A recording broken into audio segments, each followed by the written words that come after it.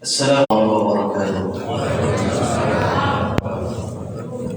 Ma'asyiral muslimin rahimakumullah. Inna yawmakum hadha la yawmun 'azim. Azzamallahu wa syarrafahu فاعظموه حق التعظيم. قال النبي صلى الله عليه وسلم عظموا ضحاياكم فإنها على متن الصراط مطاياكم. فإذا صعد الخطيب المنبر واستمعوا خبر يوم عيد الأضحى رحمكم الله. واستمعوا خبر يوم عيد الأضحى رحمكم الله. واستمعوا خبر يوم عيد الأضحى رحمكم الله.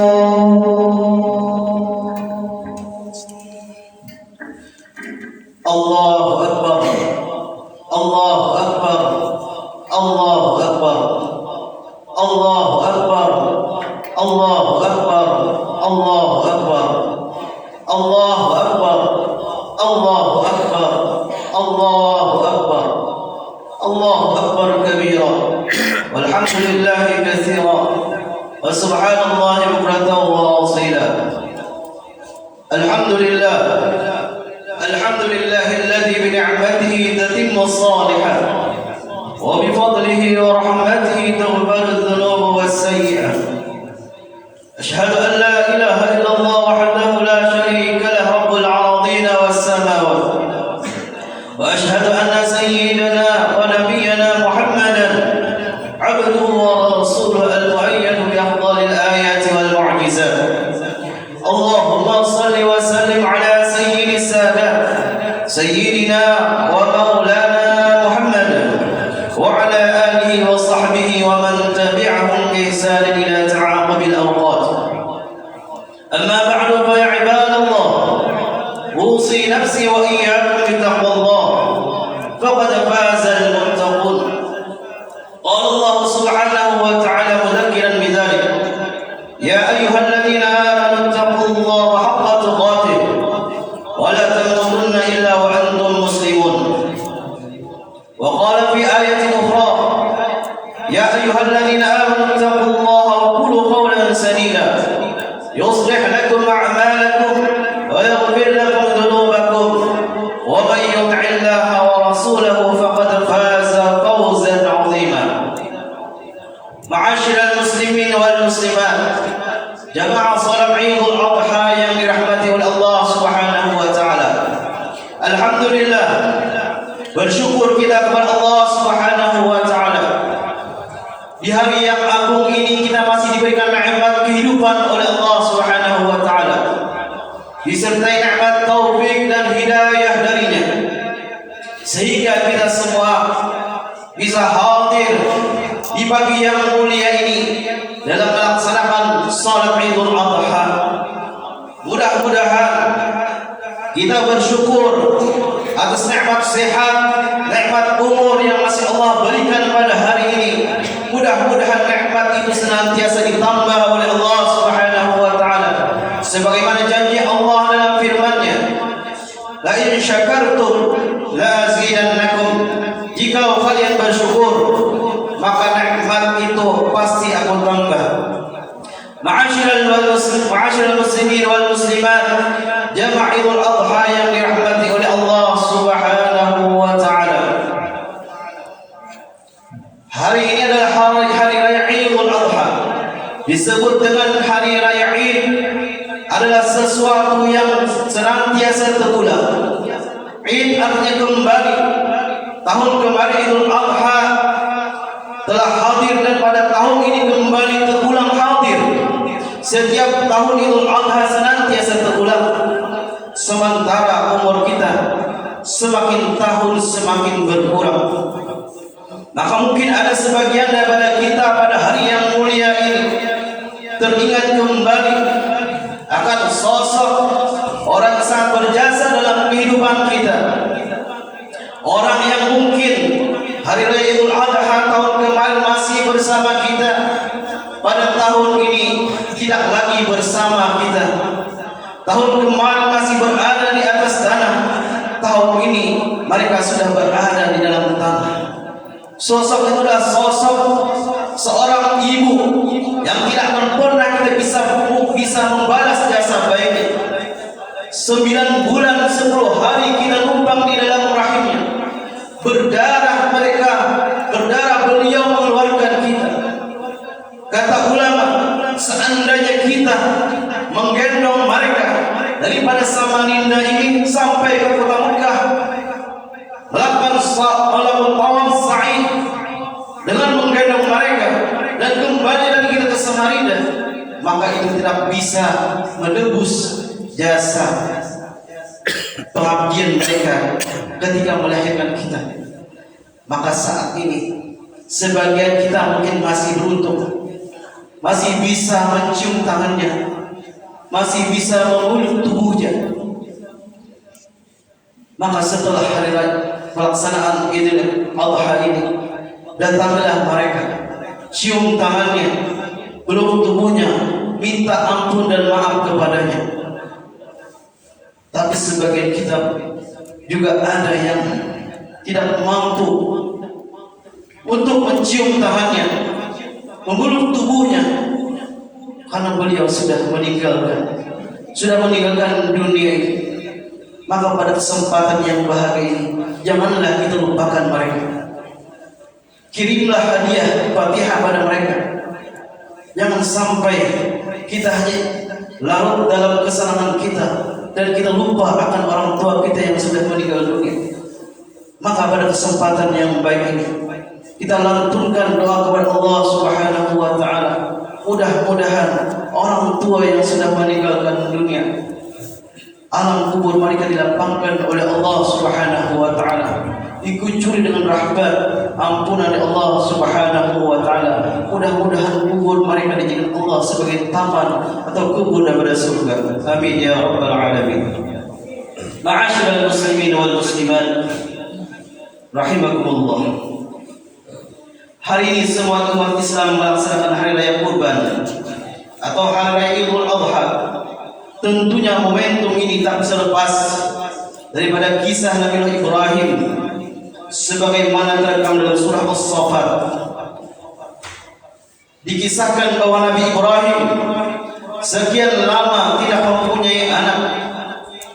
Kemudian Nabi Ibrahim berdoa, Rabbi habli minas salihin. Wahai Tuhanku, anugerahkanlah kepadaku seorang anak yang saleh. Kemudian Allah Subhanahu wa taala memberi kabar gembira dengan kelahiran seorang anak yang cerdas dan sabar yang kemudian diberi nama dengan Ismail. Hanya saja ketika anak itu menginjak dewasa, Nabi Ibrahim alaihissalam diuji oleh Allah Subhanahu wa taala agar menyembelih sang anak tercinta. Bapak yang lama merindukan akan datangnya seorang anak, setelah diberikan anak, datang perintah dari Allah Subhanahu wa taala untuk menyembelih. Ini sebuah ujian yang sangat berat yang dirasakan oleh Nabi Ibrahim alaihissalam. Pada malam 8 Zulhijjah, Nabi Ibrahim mendapatkan mimpi untuk menyembelih anaknya. Mula-mulanya Nabi Ibrahim ragu, bimbang, apakah mimpi tersebut datangnya dari Allah ataukah datang dari syaitan. Hanya pada tanggal 8 Zulhijjah disebut dengan hari Tarwiyah atau hari bimbang, di mana Nabi Ibrahim bimbang dan ragu tentang perintah penyembelihan tersebut. Setelah malam 9 Zulhijjah, Nabi Ibrahim kembali bermimpi. Maka beliaulah yakin bahwa mimpi tersebut datangnya dari Allah. Makanya malam 9 Zulhijjah disebut Yaum Arafah, yaitu hari di mana Nabi Ibrahim tahu bahwa mimpi tersebut berasal dari perintah Allah Subhanahu wa taala. Setelah malam ke-10 Zulhijjah, mimpi itu pun terulang kembali. Maka pada 10 Zulhijjah Nabi Ibrahim bersiap-siap untuk mengorbankan anaknya Ismail alaihissalam. Jemaah salatul adha yang dirahmati Allah Subhanahu wa taala. Atas kehendak Allah, drama penyembelihan anak manusia itu batal dilaksanakan. Allah berfirman dalam ayatnya, "Inna hadza lahul bala'ul mubin wa fadaynahu bi dhibhin 'adzim wa tarakna 'alaihi fil akhirin salamun 'ala Ibrahim kadzalika najzil muhsinin innahu min 'ibadina al-mu'minin." Yang artinya sesungguhnya ini benar-benar suatu ujian yang nyata, dan kami tebus anak itu dengan seekor sembelihan yang besar. Kami abadikan untuk Ibrahim ujian yang baik di kalangan orang-orang yang datang kemudian, yaitu kesejahteraan dilimpahkan atas Ibrahim. Demikianlah kami memberi balasan kepada orang-orang yang berbuat baik, sesungguhnya ia termasuk hamba-hamba kami yang beriman. Ibadah kurban yang dilaksanakan umat Islam setiap tahun adalah bentuk iktibar atau pengambilan pelajaran daripada kisah tersebut. Setidaknya ada 3 pesan yang bisa kita ambil dari peristiwa kurban. Pelajaran pertama tentang totalitas kepatuhan kepada Allah Subhanahu wa taala. Nabi Ibrahim yang mendapatkan julukan Khalilullah, itu kekasih Allah, mendapatkan ujian berat pada saat rasa bahagianya meluap-luap dengan kehadiran sang buah hati di dalam rumah tangganya. Lewat perintah menyembelih Ismail, Allah seolah hendak mengingatkan kepada Nabi Ibrahim bahwasanya anak hanyalah titipan.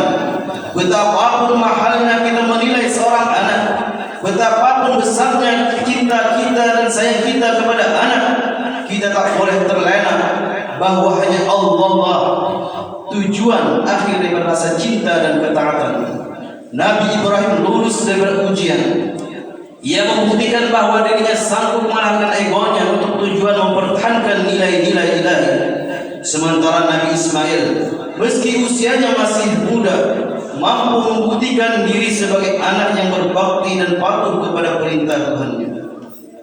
Pelajaran yang kedua adalah tentang kemuliaan manusia. Dalam kisah itu kita diingatkan agar jangan menganggap mahal sesuatu bila itu untuk mempertahankan nilai-nilai ketuhanan. Namun di sisi lain kita juga dihimbau untuk tidak meremehkan nyawa dan darah manusia. Penggantian Nabi Ismail dengan domba besar adalah pesan nyata bahwa pengorbanan dalam bentuk tubuh manusia, sebagaimana yang berlangsung dalam tradisi sejumlah kelompok pada zaman dahulu, adalah hal yang diharamkan di dalam Islam. Manusia dengan manusia lainnya sesungguhnya adalah saudara. Mereka dilahirkan dari satu bapa, yakni Nabi Adam alaihissalam. Pelajaran yang ketiga yang bisa kita ambil adalah tentang hakikat pengorbanan. Sedekah daging hewan korban hanyalah simbol. Makna korban itu sejatinya sangatlah luas, meliputi pengorbanan dalam wujud harta benda, tenaga, pikiran, waktu dan sebagainya. Pengorbanan merupakan bentuk dari kesadaran kita sebagai makhluk sosial. Bayangkan bila masing-masing manusia sekedar memenuhi ego dan kebutuhannya sendiri tanpa peduli dengan kebutuhan orang lain, alangkah kacaunya kehidupan ini. Semua orang hendaknya saling tolong menolong. Misalnya dia mengorbankan sedikit hartanya untuk tetangga yang kurang mampu, mengorbankan hartanya, menginfakkan hartanya kepada masjid yang membutuhkan sebuah donasi. Semua orang mesti mengorbankan sedikit waktunya. Misal, mengorbankan waktu untuk memakamkan saudaranya, mengabulkan hajat undangan saudaranya, walaupun dia tidak mempunyai waktu yang luang, dia sibuk dengan pekerjaannya, tapi dia harus mengorbankan memenuhi undangan saudaranya.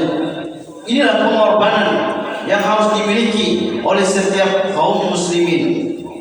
Di sini kita perlu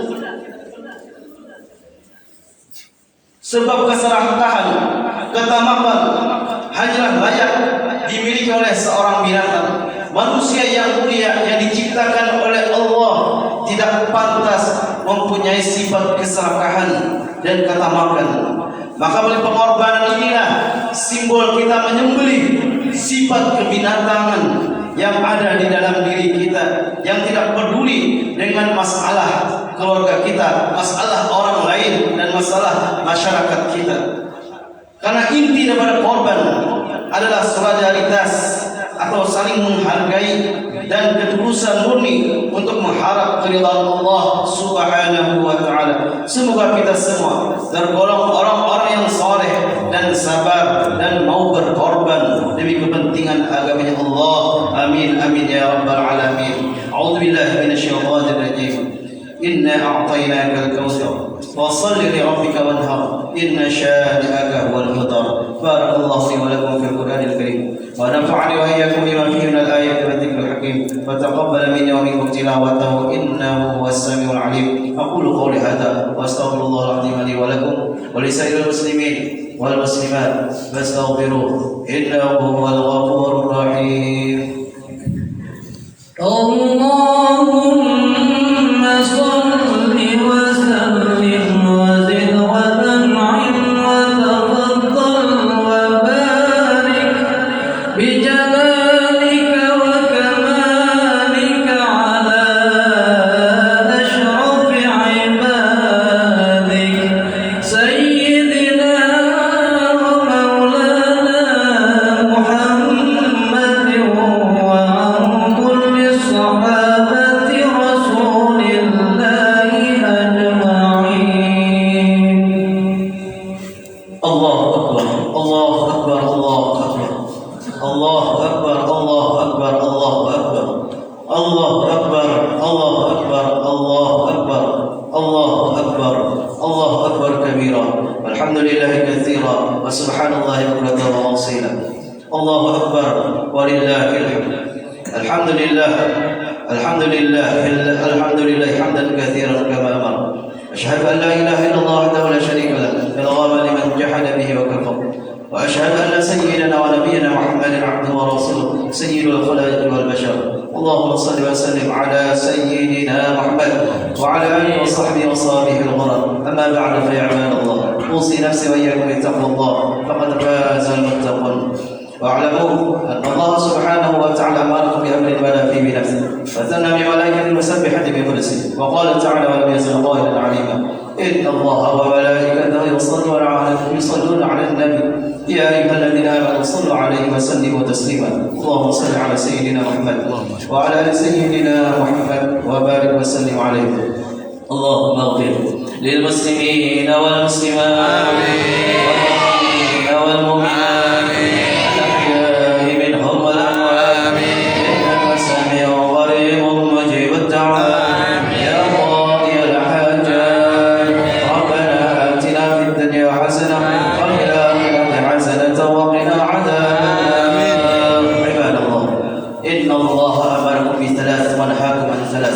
إن الله يأمر بالعدل والإحسان وإيتاء ذي القربى وينهى عن الفحشاء والمنكر والبغي يعظكم لعلكم تذكرون. فاذكروا الله العظيم يذكركم واشكروه على نعمه يزدكم واسألوه من فضله يعطيكم ولذكر الله أكبر. السلام عليكم ورحمة الله وبركاته.